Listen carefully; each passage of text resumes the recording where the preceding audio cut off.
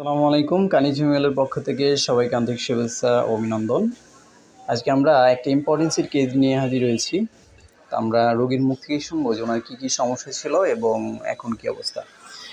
ভাই, আপনার কী কী সমস্যা ছিল? সাদা সাদা পানি বেরিত, সাদা সাদা পানি বেরিত আর সেক্স উঠতো না একসঙ্গে।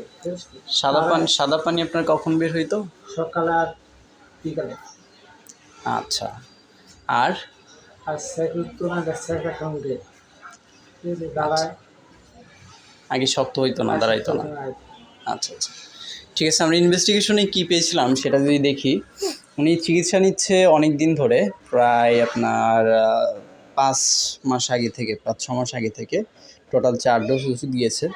ওনার মেইন কমপ্লেন ছিল হচ্ছে সেমিনাল ইমিশন ড্রিবলিং, অর্থাৎ ফোঁটা ফোঁটা পানি বের হইতো।